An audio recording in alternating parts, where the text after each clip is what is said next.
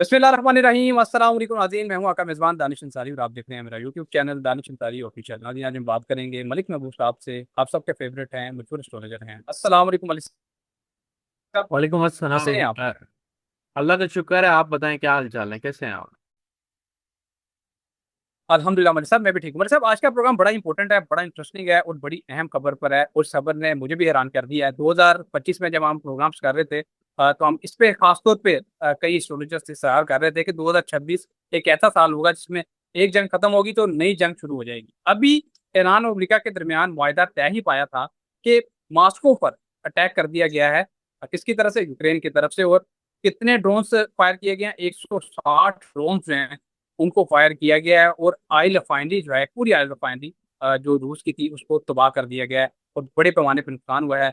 26 लोग जख्मी हो चुके हैं और कई लोग इसमें जाँबाज भी हो चुके हैं। बड़ी अफसोसनाक खबर है। एक जंग खत्म हुई है, दूसरी जंग शुरू हो गई है। सर जाहिर है, जायचे में या प्लानिटरी फल्कियाती जो असरात हैं, उनका असर तो लाजमन होता है इन चीज़ों पर। क्या वजह है कि एक जंग खत्म हुई है, दूसरी जंग खत्म हो गई है? पर इस बात को सर काइंडली समझा दें। देखिए, मुझे ऐसा लगता है कि दुनिया जो है ना, एक रीसेट की तरफ जा रही है।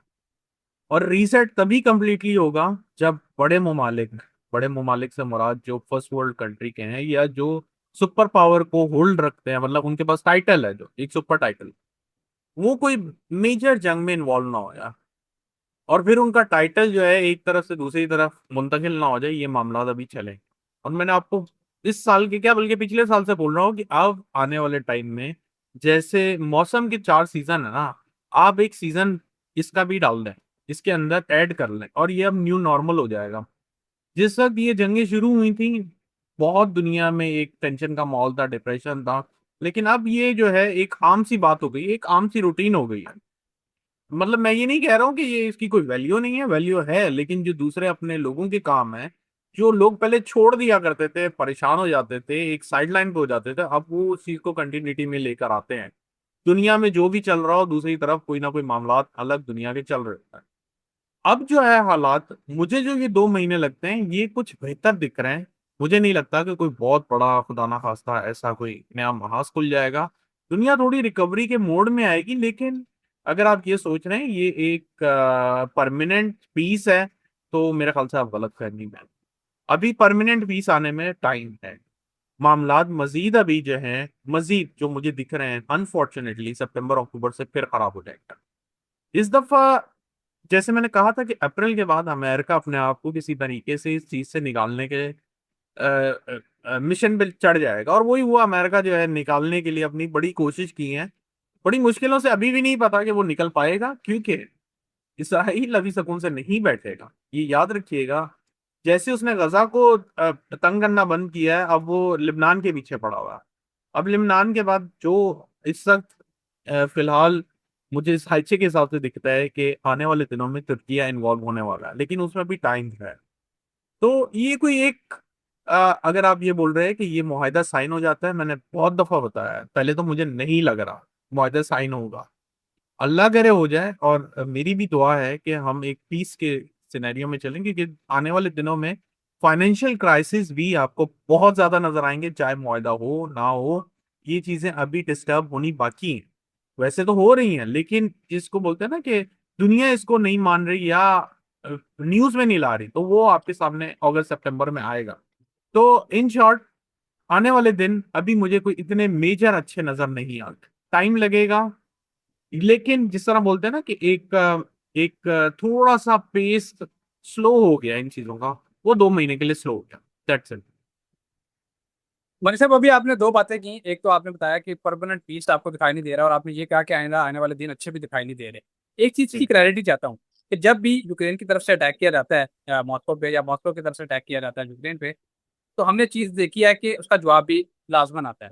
क्या अब रशिया की तरफ से किसी बड़े हमले को हम एक्सपेक्ट कर सकते हैं? क्योंकि कई दफा तजज़ियाकार कह रहे हैं कि रशिया चुप नहीं बैठेगा, क्योंकि इनका आपस में मुआहदा तकरीबन तय पा गया था। ये लोग भी आपस में सुलह की कोशिश कर रहे थे, लेकिन यूक्रेन ने अनएक्सपेक्टेडली ये अटैक किया है, सरप्राइजिंग अटैक किया है और इतने बड़े पैमाने पर ये अटैक किया है।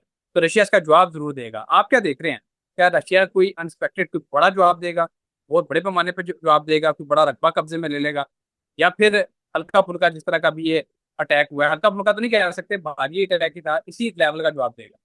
असल में दानिश साहब हमारे पास जो है क्लियर न्यूज नहीं आ रही, रशिया यूक्रेन और मुझे नहीं पता, मैं तो बहुत ज्यादा इन टच नहीं होता न्यूज से, लेकिन मुझे ऐसा लगता है कि न्यूज जो है बहुत क्लियर नहीं आती अनटिल अनलेस बहुत मेजर कोई डेविस्टेटिंग सिचुएशन ना बन जाए वहां पर। तो अभी जो लग रहा है मुझे सितारों की रोशनी में फिलहाल कोई मेजर नहीं नजर आता। मैं आपको फिर से बता रहा हूँ, कोई मेजर नजर नहीं आता।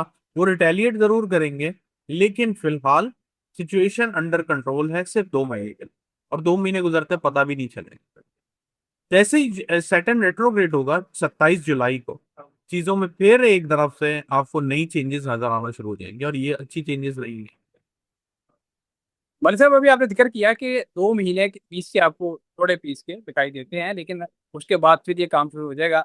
मनी साहब, अभी जब ये मुआहदा तय पाया है, अमेरिका के वजीर खारजा ने एक बात की है, उन्होंने कहा है कि 14 निकात हमने रख दी हैं, दस्तखत भी हो गए हैं। ज़रा जो उसका फाइनल ड्राफ्ट है वो फाइनलाइज हुआ है अभी जनेवा में, उसको बिल्कुल फाइनलाइज करने के लिए, आपस में तमाम चीज़ों पर इत्तेफाक करने के लिए एक और मुफाहमती यादाश्त पे भी दस्तखत होने हैं। तो इस हवाले से उन्होंने ये कहा है, अमरीकी वज़ीर ख़ारजा ने, उन्होंने कहा कि अगर इन निकात पे अमल ना किया गया ईरान की तरफ से, तो हम दोबारा बम्बार्डमेंट करेंगे और बड़े पैमाने पे करेंगे और ईरान को सबक सिखाएंगे। सर, वो एक तरफ कह रहे हैं कि खाना खा और ऊपर से डंडा भी मार रहे हैं, ये क्या हो रहा है? ये क्या आप जो बात कर रहे हैं वो इसी वाले से कर रहे हैं कि 2 महीने पीस के रहेंगे फिर दोबारा जंग शुरू हो जाएगी? जी बिल्कुल, उस हवाले से भी है, बल्कि मुझे जो अगले 2-3 महीने हैं उसमें ये दो मुल्क नहीं है, दूसरे और ममालिक भी नजर आते हैं। मैं इसलिए आपको बता रहा हूँ ये दो मुल्क नहीं है, इसके अलावा भी और ममालिक हैं। जैसे मैंने बहुत दफा जिक्र किया ग्रीनलैंड का मसला, ये आपको अक्टूबर नवंबर में फिर जो है एकदम से हाईलाइटेड होता हुआ नजर आएगा। फिर आपका तुर्किया का है, फिर इसराइल का है। तो मतलब दुनिया अभी सेटल नहीं है, इसमें टाइम लगेगा। और ये अगर मुआयदा हो जाता है तो इसको आप फाइनल नहीं समझिएगा, मैं फिर से आपको बता रहा हूँ। पहले तो मुझे नहीं दिख रहा ये मुआयदा, मैं आपको अभी भी यही बोलूंगा, मैं अपने अल्फाज चेंज नहीं करूंगा कि मुआयदा हो रहा है तो मैं बोलूँ हाँ हो रहा है, नहीं हो रहा तो बोलूँ नहीं हो रहा। मुझे नहीं दिखता अभी ये मुआयदा हो।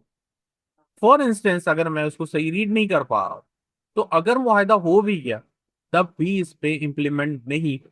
इन शॉर्ट समराइज ये है कि इसका कोई फायदा नहीं है। ये जो एक टेम्परेरी पीस है, शायद ये उसके लिए मुआयदा थोड़ा कह सकते हैं कि बेनिफिशियल हो, लेकिन इसके अलावा और कुछ भी नहीं है। मलिक साहब, जहाँ तक मेरी मालूमात है, मुआहदा तो तकरीबन 90% हो चुका है। कुछ फॉर्मेलिटीज हैं वो उसको पूरा करना चाह रहे हैं, और उस पर अमल दरामद भी शुरू हो गया है।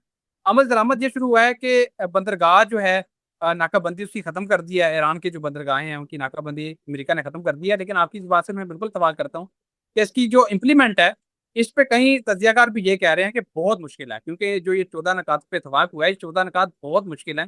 ये वही 14 निकात हैं जो समझ लें कि जो पाकिस्तान बनते वक्त भी पेश किए गए थे, इतने ही मुश्किल थे, और ये भी बहुत मुश्किल है। आप क्या देख रहे हैं सर, ये जो बंदरगाहें खुल रही हैं, क्या तेल की प्राइसेस नीचे आएंगी या फिर दोबारा ऊपर चली जाएंगी? अभी तो कुछ कम हुई हैं, स्टेबल जी रहेंगी? बिल्कुल, मुझे नहीं लगता ये नीचे आएंगे। जो हम देख रहे हैं ये शायद टेम्परेरी रिट्रेसमेंट है, शायद $70 बैरल भी आ जाए, बहुत बड़ी बात होगी। उसके बाद ये फिर ऊपर निकल जाएगी। कुछ ना कुछ दुनिया में चलता रहेगा, ये मैं आपको बता दूं, दुनिया सुकून से नहीं बैठने वाली। कुछ ना कुछ ऐसे मामलात होंगे कि ये ऊपर से ऊपर ही जाएंगे। अगर तेल की प्राइसेस इतनी नीचे आ गई है, मैंने मान लिया, तो दुनिया में इफेक्ट क्यों नहीं आ रहा? नहीं आ रहा मेरे ख्याल से, तो ऐसे ही, प्राइसेस वहीं की वहीं खड़ी हुई है, दस बिल्कुल। बीस सेंट्स नीचे वही आए वही हैं सर। यहाँ पे। तो प्राइस तो नीचे नहीं आ रही, ये सिर्फ टेम्परेरी रिट्रेसमेंट है जो कि वापस ऊपर जाने वाला है, फिर से आपको नजर आएगा। मलिक साहब, एक स्पेशल क्वेश्चन होता है जो हम अपने प्रोग्राम में लाजमी शामिल करते हैं, और वो है स्टॉक मार्केट के हवाले से, गोल्ड और सिल्वर की प्राइस के हवाले से। जो लोग इन्वेस्टमेंट करना चाह रहे हैं, कई, क्योंकि कई लोग बड़े पुरजोश हैं, पूरे उम्मीद हैं कि अब क्योंकि जंग के बादल छटे हैं ईरान और अमेरिका के दरमियान, तो अब स्टॉक मार्केट अच्छा परफॉर्म करेंगी। लेकिन आप क्या देखते हैं, ज़ाहिर फल्कियाती असरात भी बताते हैं, फाइनेंशियल एस्ट्रोलॉजी भी एक होती है, उस हवाले से जरा गाइड करें। अगर उसको देखे तो 1 महीना जैसे मैंने कहा है बेहतर नजर आता है स्टॉक में, लेकिन मैं बिल्कुल भी कॉन्फिडेंट नहीं हूँ स्टॉक मार्केट को लेकर। मैं अभी भी आपको यही बोल रहा हूँ, ये कॉन्फिडेंस जो है, मैं अगर बताऊं तो फिर समझ में भी आता है, लेकिन मैं कॉन्फिडेंट नहीं। ये सब जो है एक फेक मूवमेंट नजर आ रही है, या यूं समझे एक हाइप क्रिएट की जा रही है ताकि लोगों को ट्रैप किया जाए ज्यादा से ज्यादा। जहां तक सोने चांदी का है, ये अच्छे बाइंग पॉइंट में आएगा, वो भी जुलाई के एंड में, तब आप उसके अंदर इन्वेस्ट करें। बहुत शुक्रिया मलिक साहब, आपने अपने कीमती वक्त में से कुछ वक्त निकाला। नाज़रीन आपका भी शुक्रिया। कमेंट्स करते हैं, सवालात पूछते हैं, आपके सवालात हम प्रोग्राम में भी ऐड करते हैं इंशाल्लाह। नेक्स्ट प्रोग्राम में ऐसी दिलचस्प टॉपिक के साथ दोबारा पेश होंगे। अगली वीडियो तक के लिए मुझे और मलिक महबूब साहब को इजाज़त दीजिए। अल्लाह हाफ़िज़।